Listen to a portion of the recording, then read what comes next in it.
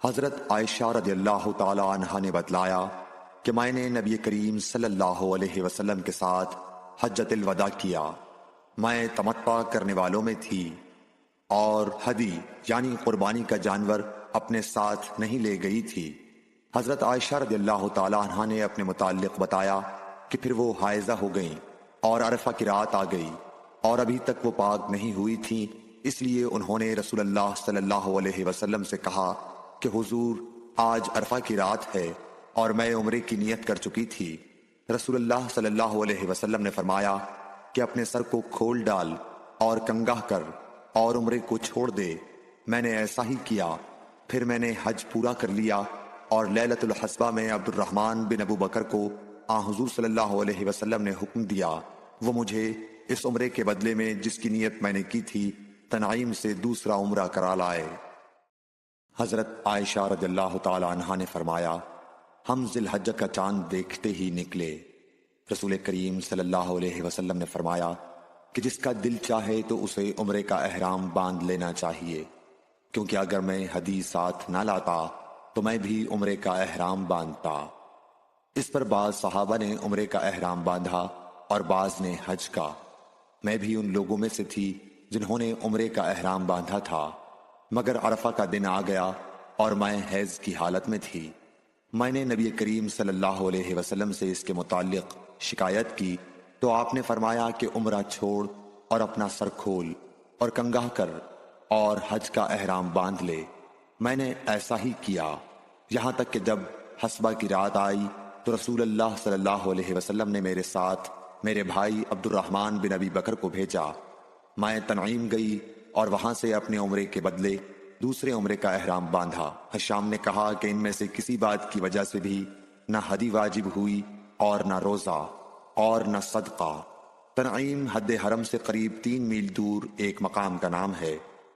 حضرت انس بن مالک رضی اللہ تعالیٰ عنہ سے روایت ہے نبی کریم صلی اللہ علیہ وسلم نے فرمایا کہ رحم مادر میں اللہ تعالیٰ نے ایک فرشتہ مقرر کیا ہے، وہ کہتا ہے اے رب اب یہ نطفہ ہے، اے رب اب یہ علقہ ہو گیا ہے، اے رب اب یہ مضغہ ہو گیا ہے۔ پھر جب خدا چاہتا ہے کہ اس کی خلقت پوری کرے تو کہتا ہے کہ مذکر یا مؤنث، بدبخت یا نیک بخت، روزی کتنی مقدر ہے اور عمر کتنی، بس ماں کے پیٹ ہی میں یہ تمام باتیں فرشتہ لکھ دیتا ہے۔ حضرت عائشہ رضی اللہ تعالی عنہا فرماتی ہیں کہ ہم نبی کریم صلی اللہ علیہ وسلم کے ساتھ حجۃ الوداع کے سفر میں نکلے۔ ہم میں سے بعض نے عمرے کا احرام باندھا اور بعض نے حج کا۔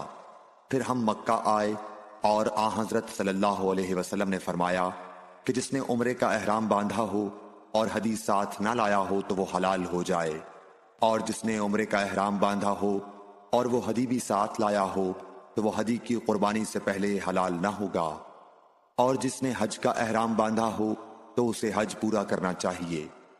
عائشہ نے کہا کہ میں حائضہ ہو گئی اور عرفہ کا دن آ گیا، میں نے صرف عمرے کا احرام باندھا تھا، مجھے نبی کریم صلی اللہ علیہ وسلم نے حکم دیا کہ میں اپنا سر کھول لوں، کنگاہ کر لوں اور حج کا احرام باندھ لوں اور عمرہ چھوڑ دوں۔ میں نے ایسا ہی کیا اور اپنا حج پورا کر لیا۔ پھر میرے ساتھ حضرت صلی اللہ علیہ وسلم نے عبد الرحمن بن ابی بکر کو بھیجا اور مجھ سے فرمایا کہ میں اپنے چھوٹے ہوئے عمرے کے عوض تنعیم سے دوسرا عمرہ کر لوں۔ عبداللہ بن محمد مسندی نے بیان کیا، کہا ہم سے سفیان بن عینیہ نے حشام بن عروہ سے، وہ اپنے باپ سے، وہ حضرت عائشہ رضی اللہ تعالی عنہا سے کہ فاطمہ بنت ابی حبیش کو استحاضہ کا خون آیا کرتا تھا، تو انہوں نے نبی کریم صلی اللہ علیہ وسلم سے اس کے متعلق پوچھا۔ آپ نے فرمایا کہ یہ رگ کا خون ہے اور حیض نہیں ہے، اس لیے جب حیض کے دن آئیں تو نماز چھوڑ دیا کر، اور جب حیض کے دن گزر جائیں تو غسل کر کے نماز پڑھ لیا کر۔ Like, share and subscribe for more videos.